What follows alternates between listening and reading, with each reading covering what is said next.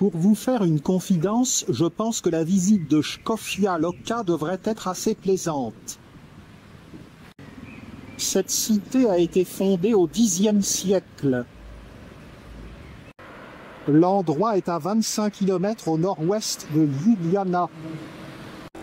La ville est blottie au cœur des Alpes juliennes, qui ont été appelées ainsi en l'honneur de Jules César. Là-haut, c'est le château de Loka. Et oui, nous sommes à Shkopia Loka. Allons visiter la vieille ville qui vaut le détour assurément.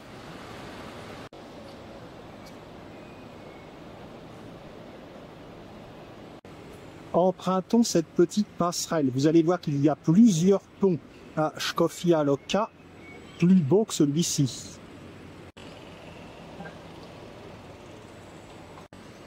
Vous voyez là-bas un pont en pierre. C'est le pont des Capucins. Et dessus, il y a la statue de Saint Jean Népomucène.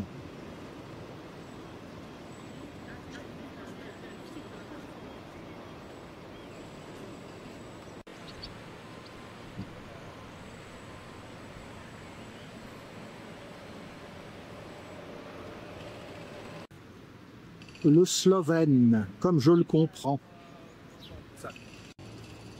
À Shkofia Loka, la rivière, c'est la Selska Sora.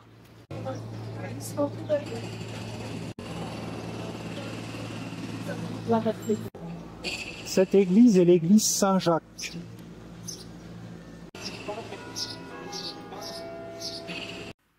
Cette église est très sombre. On y voit des vitraux modernes. Le plafond est pourtant magnifique.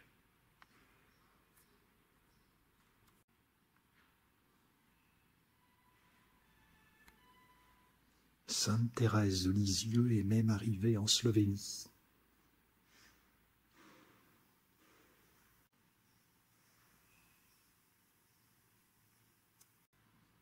L'église est en rénovation.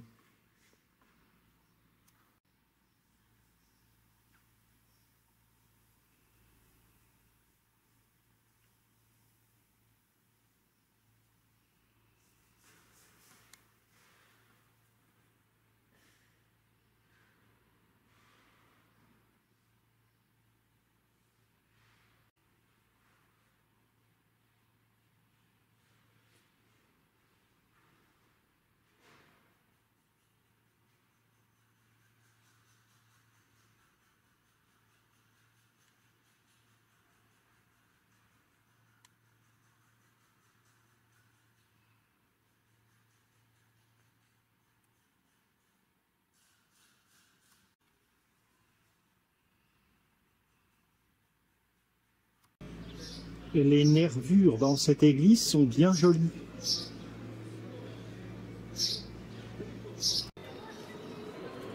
Des travaux vont obliger à un détour. Puisque nous sommes tout proches, allons voir le pont des Capucins et ce brave Saint Jean Népomucène.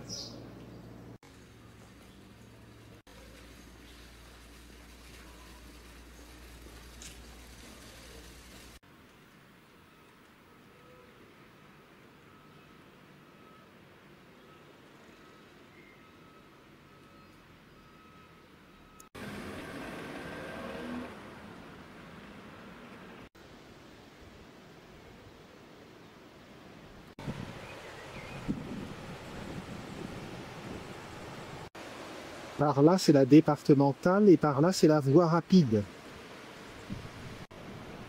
Et Jean Népomucène, dans tout ça, eh bien, il médite, il tourne le dos à la rivière. La passerelle de tout à l'heure. On ne s'en rend pas compte parce qu'il doit être refait, mais le pont des Capucins, en fait, date du XIVe siècle.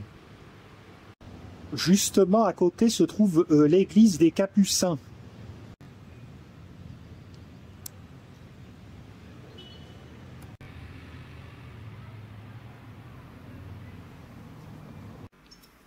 On peut voir la chapelle de Saint Padre Pio ici.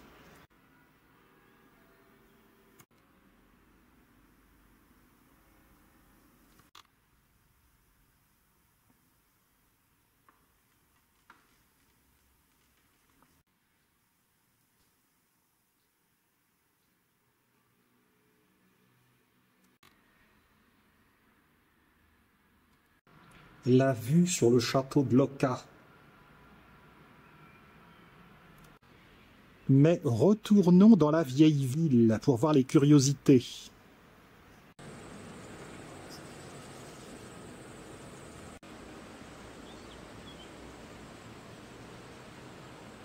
Une petite ville assez tranquille.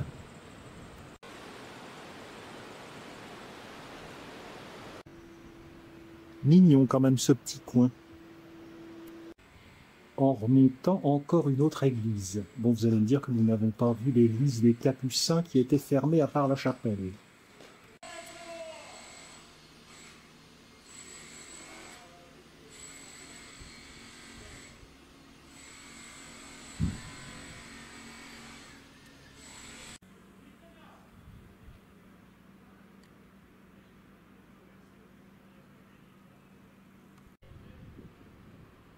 Saint-Jacques, que nous avons vu tout à l'heure.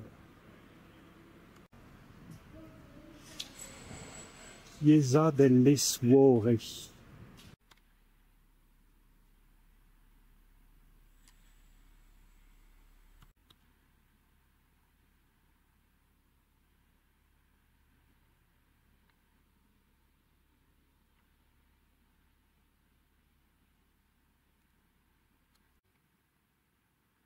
Je ne sais pas si c'est du vrai marbre, mais en tout cas, cela fait bel effet.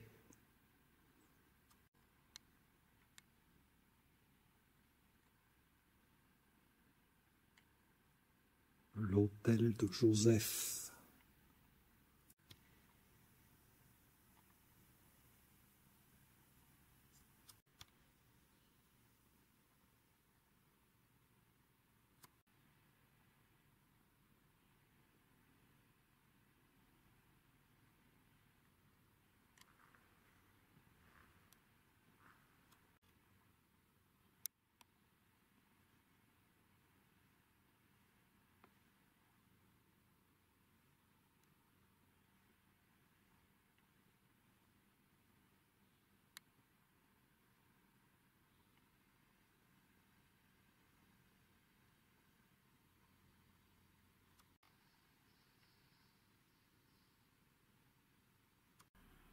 Par ici, il y a une petite exposition miniature.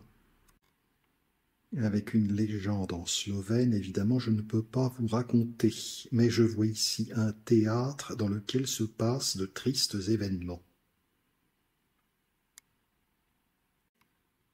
Qui sont ces gens? À n'en pas douter des personnages on ne peut plus bibliques. Un petit air de déjà-vu.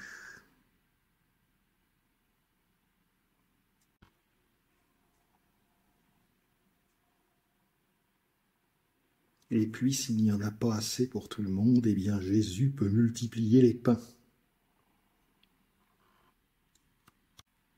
Bon, voilà que le jugement de Ponce Pilate a été rendu. Et là, Jésus monte au Golgotha.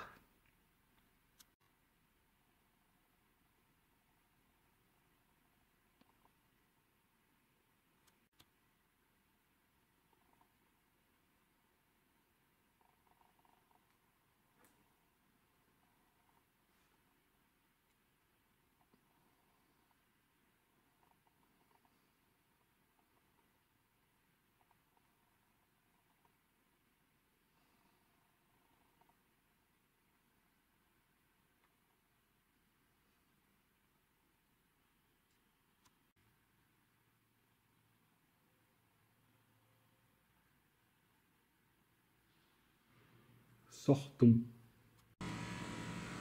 J'ai failli ne pas savoir comment manœuvrer la poignée pour sortir de l'église. J'aurais passé la nuit sur le Golgotha, avec Jésus. quelle aventure! Compte tenu des travaux, passons par ici pour aller voir les merveilles qui nous attendent.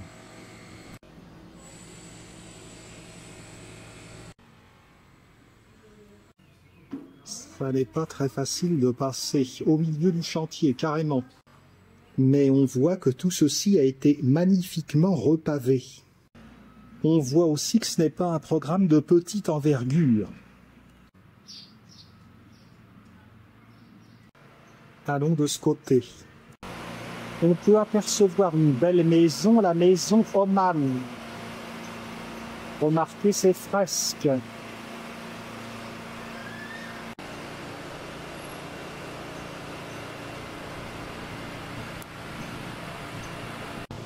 Je suis hélas arrivé au moment où Shkofia Loka se refait une beauté.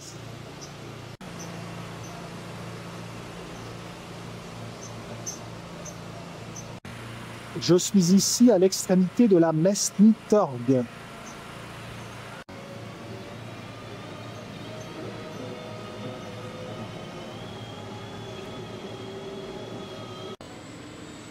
En slovène, Turk signifie place, mais cette place s'étire en longueur.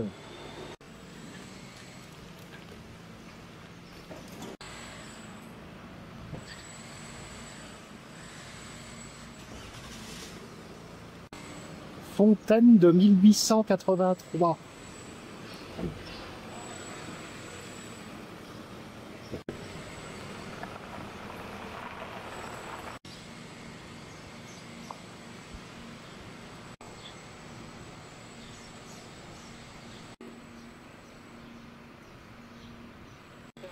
Ces maisons bourgeoises datent du XVIe siècle. Elles sont plus ou moins bien entretenues. On admire en tout cas leur teinte pastel.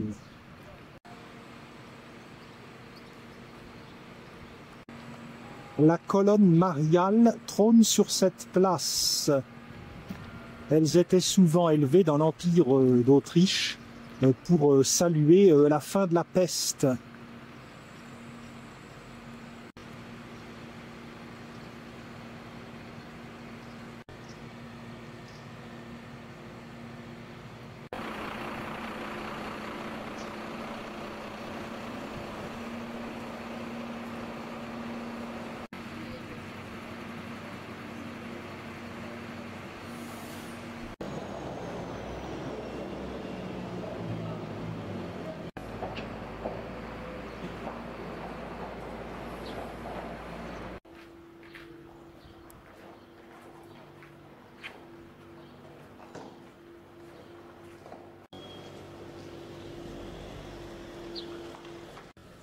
Pour monter au château de Loka.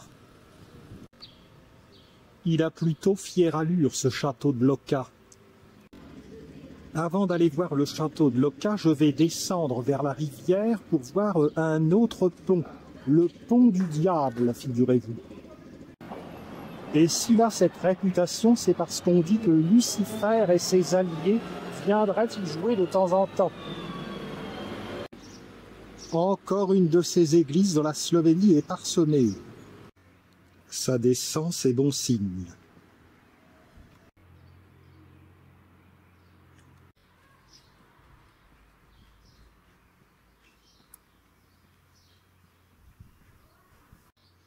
Tournons à gauche.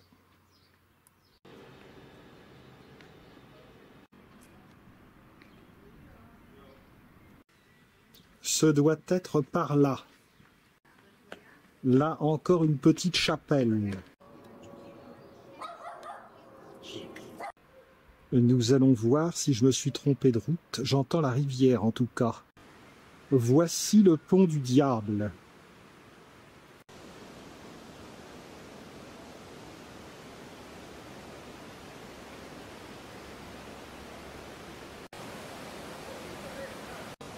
Le diable est toutefois en très bonne compagnie. C'est en tout cas la beauté du diable, car il faut bien admettre que ce pont du diable est plus beau que le pont des Capucins. Quant à la rivière que vous voyez, c'est la Polianska Sora, c'est-à-dire que ce n'est pas la même que tout à l'heure.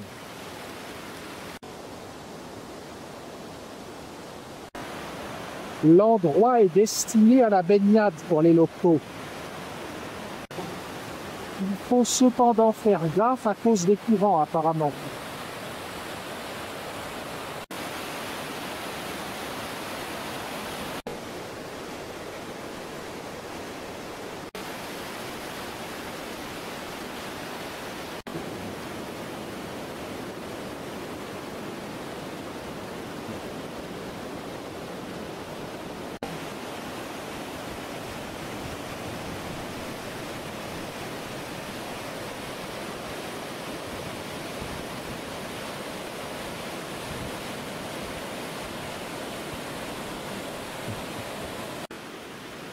Voyez, Škofja Loka, je suis sûr que 95% d'entre vous n'en avez jamais entendu parler, dont moi-même, et c'est magnifique.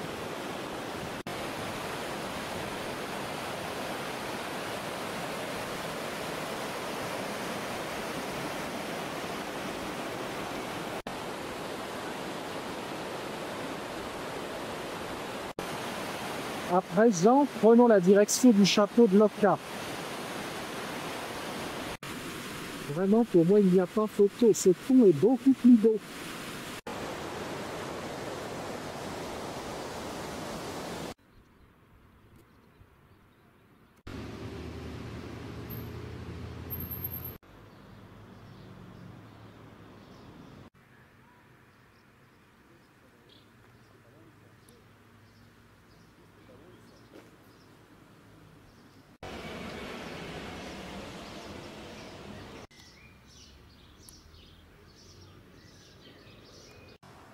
Poursuivons la grimpette.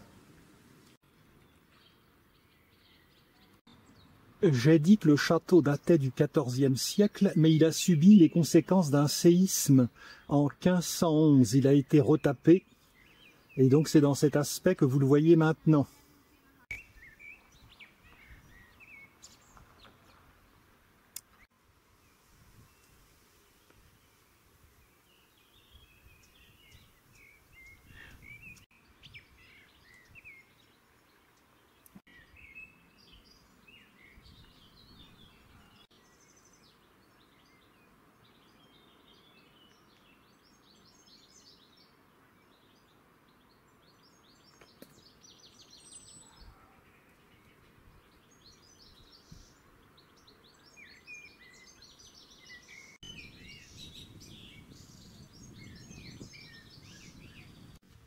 Il est trop tard pour visiter le château. Je vais surtout voir les panoramas.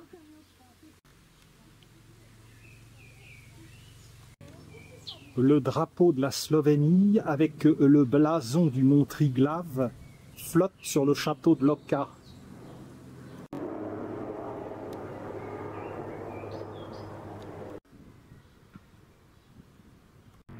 Et dans le château, il y a un musée.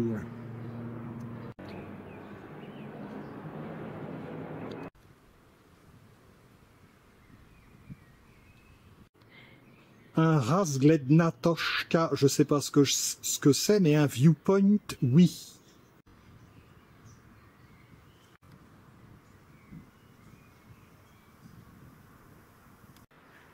Par là, le baroque, ce que les Habsbourg ont produit, et au-delà, ce que le titisme a produit. Le titisme, donc la politique du maréchal Tito.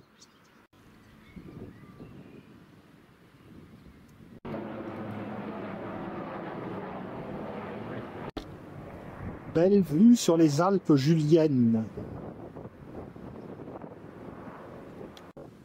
Même si on n'entre pas dans le château pour le visiter, allons au moins jusqu'à la porte. À droite. Un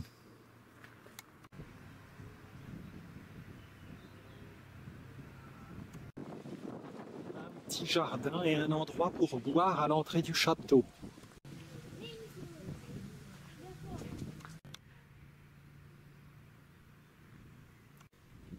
Voici donc le musée de Škofja Loka qui est à l'intérieur du château et qui est très hétéroclite.